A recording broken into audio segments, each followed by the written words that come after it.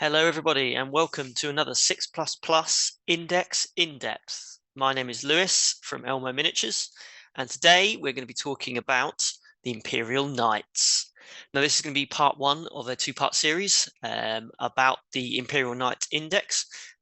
In this first part, we're going to go through the army rules, the detachment rules, the enhancements and the stratagems. And then in the second half, we're going to go through some of the particularly good units that we've got access to as part of the Imperial Knights Index. Now, for those of you who haven't been living on a rock, you will know that Imperial Knights in 10th edition have started to get a little bit of flack for being really, really good, which I think is justified. They have some incredible rules when you consider some of the core rule changes like towering, combined with some great firepower and incredible resilience as well. So this index is going to get us through until our codex is released, which I think is a little way off yet. So we do need to stick with these rules for a little while, but based on the first couple of read-throughs, I think Imperial Knights are going to be absolutely fine. So let's get started then. We'll go to the faction rules. Most factions have one of these, but Imperial Knights are blessed to receive 4. Now, 3 of them are buffs or improvements that you'll get to your models during the game, and one of them is just an army construction rule for the free blades. So we'll go through from top to bottom, starting with the code chivalric. Now, this is ported over from 9th edition. It has been simplified slightly. You used to be able to choose 2 of these, and there'd be multiple buffs and things that made it worse, things that made it better, get honored, dishonored, all that sort of stuff. It's now been simplified right down, which is really, really good. So at the start of each round, at the start of each game, before the first battle round, you choose the oath that's going to apply to your army. Now, there's 2 to choose from. I think one is objectively a lot better than the other one. Please do comment below if you think you can think of a reason why you might take Reclaim the Realms over Lalo the Tyrants. I'd be welcome to hear what you've come up with. But basically, you choose an oath at the start of the game, and that gives you an immediate buff for your army. It also gives you something you need to try and achieve over the course of the game. And if you can achieve that thing, you will become honored. And that basically unlocks loads of different buffs that you'll get throughout the game that makes stratagems better, makes enhancements better, makes some of the rules of the knights better if you can become honored. And in addition, for completing that thing, you will gain 3 CP, which is huge. Obviously, huge amount of resource you can then spend to make the knights even better. First one of these that you can choose from is called Lalo the Tyrants. Now, I think this is the one that everyone is going to be picking. It gives you reroll hit and wound rolls of 1, which is just brilliant. There has been some controversy on the internet, as there often is, with this particular rule. Some people saying you should only be able to use it once every time you shoot or fight. But as I understand from some hearsay, Games Workshop do intend this to read that it should be all hit and wound rolls of 1. And apparently in the French and Spanish translations of the index, I don't speak French or Spanish, so this could be a complete lie, but as I've heard, the French and Spanish translations of the index make it seem that you can reroll all hit and wound rolls of 1. Now, if that's true, then this is really, really good. I think if it is only 1 hit and wound roll of 1, I think that does bring it right down to be on a level with Reclaim the Realm. I think it's probably still better, but with all hit and wound rolls of 1, it's really, really good. Now, the thing you need to achieve on this to become honored is you need to kill your opponent's warlord. Now, Imperial Knights put out a lot of damage. I think characters are a little bit more vulnerable to the sort of damage that Imperial Knights can put out in this edition. So I think that's something you should be able to achieve unless they just hide their warlord away for the whole game. Second one of these is called Reclaim the Realms. As I say, I'm not entirely sure we're going to see this one that often, but it basically gives your knights an extra inch on their movement characteristic, and it means any advance and charge rolls get +1. Now, there's potentially maybe a very heavy combat build around this that could use it. And to gain honored on this one and get your CP and get your extra buffs, you need to control an objective in your opponent's deployment zone. So quite a tricky one to achieve as well. I don't think either of these are particularly easy to achieve if your opponent is playing around you and knows you need to do these things. But I think the benefits of trying really hard to achieve these are definitely worth it. Now, the next faction rule is called Bondsman abilities. Now, you will be familiar with this if you played with or against knights in 9th edition. It's changed ever so slightly. I think it's probably changed for the better to improve the variety of knight lists that we see. We saw a lot of armiger lists in 9th edition, which was a way of playing them. Not something that I personally liked, but I could see a lot of people enjoyed that, and I think hopefully with this change they've brought in, I think we'll start seeing some bigger knights come up a lot more often.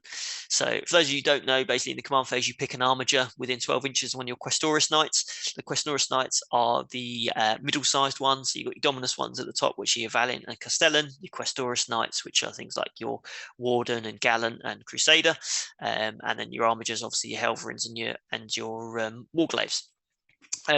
Now, once you pick that armiger within 12 inches of one of your knights, it gets a little buff, +1 to hit, advance and charge, various other things that you can get access to. But critically now in 10th edition, that buff now applies also to the Questoris Knight, which is a huge change. And actually, to be able to benefit from those buffs, especially if it is something as good as +1 to hit or advance and charge, I think they're really, really positive, and I think they're really good ways to encourage players to take the Questoris-sized knights in addition to the armigers. Encourages a bit more of a mixed attachment than previously I think we were seeing before. The next rule is called Super Heavy Walkers. This basically means that you can move your knights over models and terrain that are less than 4 inches high, which I think compared to where it was before is actually a little bit more freedom than you had previously. There's a lot of terrain pieces, including some buildings that are less than 4 inches high, that you can now just move over as if they weren't there. So, and some models and things like that as well, which both your opponents and your own, that if they're less than 4 inches, you can get straight over them, which is really, really good. Just gives you a little bit more flexibility in the movement phase to reposition your knights. They're big chunky models, so good to be able to move over stuff. Now, critically, knights have lost the ability to fall back, shoot, and charge. Now, I think previously they could fall back from a combat, blast away, and then charge into something else, which gave you even more flexibility with what you could do with your knights in the movement phase. And so, a bit of a shame to lose that, but I can understand. You basically, you can still shoot out of combat, you can shoot into combat, you can still be hit in combat. So, I think it has changed some of the shenanigans that you could pull, probably for the better, given the fact that knights are now really, really good in the new edition. But it is a little bit of a shame to lose that rule. Now, fourth and finally, you've got the free blade rules. Now, this is the army construction one, which basically allows you to bring a Titanic model or 3 armiger knights in any Imperium keyword army. So you want to chuck a Questoris Knight into your Sisters of Battle, crack on. You want to chuck 3 armigers into your AdMech, more than welcome. So just gives a little bit of flexibility there. Now, it specifically says you can't make any of the knights that you shift into an Imperium army your warlord, and you cannot give them any enhancements. So you are a little bit restricted on what buffs you can give the knights, but on the whole, that it's a really good choice for other Imperium armies. Any armies that are lacking really heavy firepower or really heavy resilience, something like Sisters, for example, could really benefit from a knight that can really put out some anti-vehicle firepower that they might be missing out on slightly with their melter guns not going up to the strength of some of the new vehicles. So really good set of rules there. I think lots to choose from, lots of good things. So it brings us on to the Imperial Knights Detachment. Now, this is called a Noble Lance Detachment, and it confers the ability Indomitable Heroes. Now, this is a flat-up damage buff, resilience buff compared to where we were in 9th edition. It gives all of your knights across the board a 6+ feel no pain. So you've immediately got some resilience against mortal wounds and devastating wounds. And tally that with the high wound count of a lot of your knights, then you really have increased the resilience there. Even better is if you can get honored, especially if you can do this early in the game, you can snipe out their characters. You can get their warlord gone, or you can get on their objective if you take and reclaim the realm. That 6+ feel no pain becomes a 5+ feel no pain, which is just brilliant. I think if you can do this early and suddenly you're ignoring a third of all the damage that comes into you, I mean, I think you make it very, very difficult for your opponent to pick up the knights. Armigers will still go down. I think the bigger knights become a lot more resilient when you add this in. So I think this is a really good rule, really strong rule that I think is going to make it very challenging for your opponents to do serious damage to your knights. So some of the enhancements, as is always the way with Games Workshop, I think there's a couple on here that seem significantly better than others that I think you're going to see everywhere. And there's one or two that I think are a little bit more situational that are only going to come up in certain circumstances. Now, one of those, which I think doesn't seem to me to be quite as good as some of the others, is the first one, which is Revered Knight. Now, this basically gives whatever knight you've chosen +1 leadership aura for other knights within 6 inches. That aura goes up to 12 inches when you become honored. So again, if you can achieve your killing your warlord or getting on your opponent's deployment zone objective, you will make this better. I think we've seen in the first few games of 10th edition that have come out, Battle Shock isn't a hugely important mechanic, or not as hugely important as we thought it might be going into the edition. So I'm not entirely sure how often this is going to come up and how often it's going to be relevant. But potentially, as we see codexes come out and perhaps we see the Battle Shock mechanic become a little bit more important, I think this enhancement could actually get a bit better. So one to revisit in the future, I think. Actually, it's important to note with enhancements that unlike the Chaos Codex, the only knights which are characters are the big ones, the Questoris ones or the Dominus ones, though you cannot give these enhancements to armigers. I think in the Chaos Knight book, you can give some of the war dogs. There's one type of war dog that also gets the character keyword, or you can give it the character keyword so it can get enhancements. So just imagine all of these are going on big knights, basically. The second one, which I think is my favorite one, which I'm going to be using every single time on one of my Valiants, is called Mysterious Guardian. Now, this confers a deep strike ability onto one of your knights, and it allows one of your knights to teleport after your opponent's turn. So, deep strike on a big knight is, I think, in my opinion, amazing. I think one thing we've always struggled with in knights is you're never going to be able to hide all of your knights. And if your opponent's got a lot of shooting, you run the risk of losing 500 points of your army in the first turn before it's done anything, just because you can't hide it. It gets shot and it dies. Now, in situations where you know you're not going to be able to hide all of your knights, if one of them can sit in reserve and come in anywhere on the board, any point in the game, brilliant. I think you put this on a shooting knight with a short range, like a Valiant, like I'm going to do, and you just plonk it wherever. It doesn't matter that it's only got an 8-inch movement. Or you put it on a combat one, like the Gallant or something like that, and you rapid ingress in your opponent's turn, and suddenly they've got 22 wounds of toughness 13 monster right in front of them, ready on its turn to move forwards and charge in. So I think huge amounts of movement flexibility there, just from the deep strike ability. And then you add on the fact that after your opponent's turn, any point in the game, you can pick that knight up and move it somewhere else in your movement phase. So you can drop a knight in, clear out a flank, and then at the end of your opponent's next turn, pick him up, chuck him over somewhere else, and then immediately start clearing out something else. So again, a huge amount of flexibility you get with this, which I think you're going to see this one quite a lot on anyone that's brought big knights that they want to do a load of damage in certain areas of the board. So the third enhancement, you've got the Mythic Hero. Now, this refers back to the bondsman abilities we talked about before. This allows your Questoris Knight basically to do 2 bondsmans in a turn. So you can pick 2 armigers and buff it up. I think you're going to suddenly start seeing little castles that consist of a Crusader and 2 Helverin armigers. A Crusader is already good at shooting, but it gives itself +1 to hit when it dishes it out to a Helverin. And then you've got 2 Helverins hitting on 2s with their autocannons sitting at the back of the board there. And there's some strats that really combo with this as well. So we'll go through more of that in part 2 of this video, but I think there's a really nasty little castle of shooting there that you can build with this enhancement in particular. Next up, we've got the Banner of Macarius Triumphant, which is a good little one. This basically confers sticky objectives. So if that particular knight that's got the banner can stand on an objective, and then it can move away and the objective is still yours. Again, this gets around one of the main issues you tend to find with knights is that they don't have many models. So controlling objectives is quite difficult.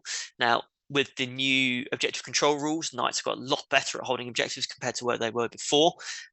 So I don't know how necessary this particular enhancement is going to be moving forwards, but once we kind of understand a bit better how much OC you need to be putting on objectives, we'll see how important this one is. But in theory, you can take a low model count army like an Imperial Knights, put this banner on a knight, and then move away from an objective, still holding it, knowing that you're still going to be able to rack up those primary points as the game progresses, and not have to worry about keeping knights back that you really want forwards doing damage and dishing out the pain.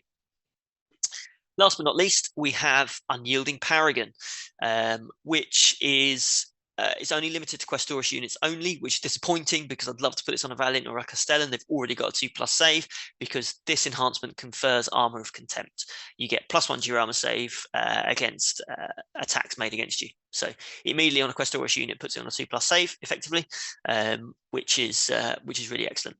put it on a Valiant who've already got a 2+ save. You want a 1-up save, that would be brilliant, but can't do that. So really useful, boost that resilience even further.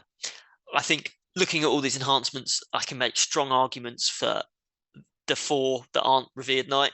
All 4 of those would be really, really good. I think probably going to see, if someone's bringing 3 big knights in their list, you probably see Mysterious Guardian, Mythic Hero, and Unyielding Paragon dished out at will across those 3 knights. And I think that will make a really, really strong set of enhancements for your knights there. It's really nice to see these be really strong. One thing I really loved about the Knights Edition book was to be able to start adding all the extra abilities onto your big knights. So it's really good to see that we've still got these. Moving on to the stratagems then. Most of these are 1 CP, which is really good. There's some really, really strong stratagems in here that I think can really, really improve the output and resilience of your knights. So first up, we'll start with a 2 CP one, which is called Shoulder the Burden. Now, this is a stratagem you can only use once across the game. I think, luckily, because you'd use it every single turn if you couldn't.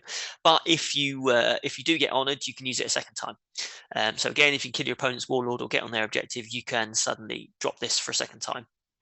Now you pick it in your command phase, and you have to choose a knight that's already taken some damage. Now, it doesn't have to be under half wounds or anything like that. It literally just needs to have taken some damage, which I think is probably the best time to use it. I think rather than waiting until a knight is almost dead, I think you take a bit of chip damage and then you drop this on the turn that you want to really jump on your opponent. Because what this does is that particular knight gets +1 to hit, already brilliant, and it also gets +1 to its movement characteristic, +1 toughness, +1 save, +1 leadership, and +1 to its OC, all until your next command phase. That lasts for your turn and your opponent's turn as well. So all of these things, even individually, would be really excellent. But to have all of these at once, it's absolutely fantastic. As I say, you're coming up to your turn where you want to jump on someone. You've got your Castellan, you've got your Crusade, you've got your Valiant, whatever it happens to be. And then you go, right, this is my go turn. This is where I'm going to dish out the damage. Right, my knight now +1 to hit across the board. So I'm hitting everything on 2s. Fantastic. It's now moving faster. And then when I push myself into a potentially exposed position, I dish out the damage, but then suddenly I'm a lot harder to kill. I'm sitting on a 1-up save. If you've combined it with Unyielding Paragon, or you've got a Valiant or Castellan, I'm already tougher, my leadership's higher, and I'm holding objectives better. I think for 2 CP, this is you're going to see this every single game, I think. So as an opponent, it kind of reinforces the fact that doing a little bit of damage to a knight is effectively useless, and actually sometimes can make it worse. So you really don't want to be doing chip damage unless you know that your opponent's either already used this and isn't going to get honoured to be able to use it a second time, or is in a position to be able to not have the CP to do it, or things like that. Now, second stratagem, old favourite, rotate Iron Shields. We all know what that does. 1 CP, 4+ invulnerable save against shooting. Now, one thing I would draw out on this that's important to remember is this one specifically says it can only be used in your opponent's shooting phase.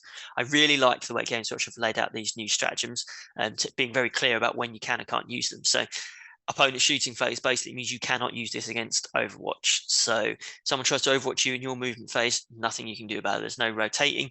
Same against in the charge phase as well. You can't rotate against Overwatch. So just something to be aware of for both if you're playing knights or if you're playing against them. Just don't want to use this in the wrong turn and get this wrong. Next up is Thunderstomp. I'm not entirely sure how often we're going to see this. I'd like to see this play a little bit more out on the Questoris Knights, who are better in combat than some of the Dominus Knights. But use this in the fight phase. It can't be used to attack monsters or vehicles, but basically your melee attacks gain devastating wounds. So critical wounds start doing mortal wounds instead of damage. Now you've got some big damage weapons in there, which if they would get a 6, would obviously do huge amounts of work. I just don't necessarily know. I can't necessarily see an interaction where you can make this work in a way that's going to make you really need to kill infantry that badly. If you could do it on vehicles, I think it might become a little bit better, but I think they've deliberately pulled that away. So yeah, interesting one. I'd like to see this one play out a little bit more before I make a decision on it. Next up, Squire's Duty. Now this is one specifically for the armigers. You can use it in your shooting phase or either of the fight phases. Only 1 CP. you can choose 2 or more armigers. So any number of armigers over 2, basically, and you need to be in a situation where all of the armigers that you choose can see 1 eligible target. So you effectively pick the armigers you want to use this on and pick the target that is going to be a victim of this.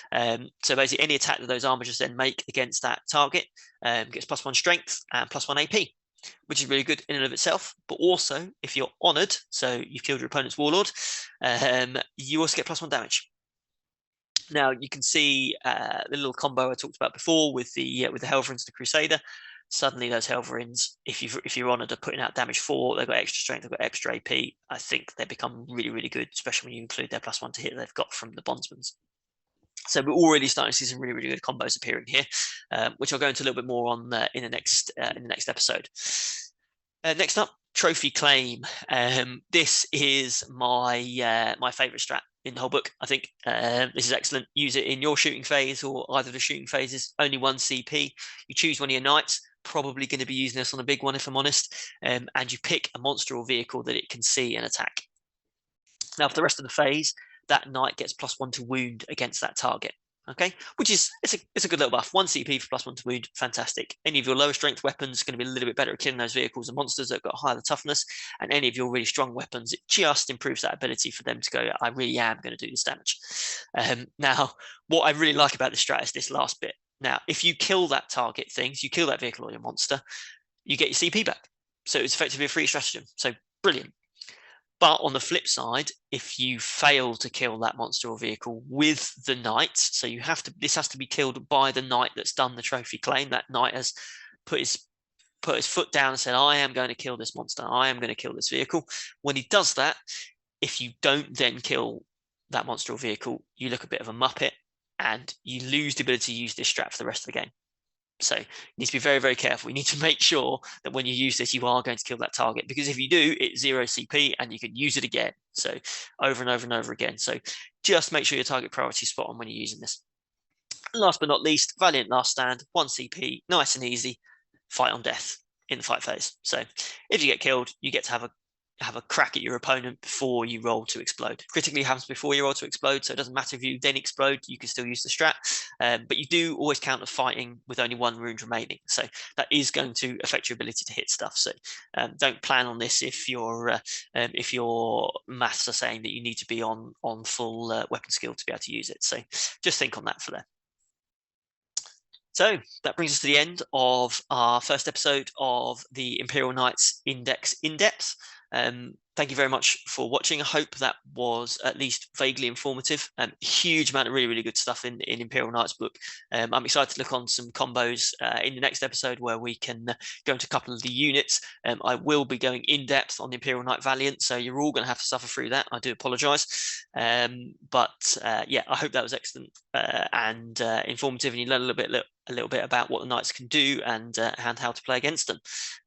Thanks very much. Speak to you soon.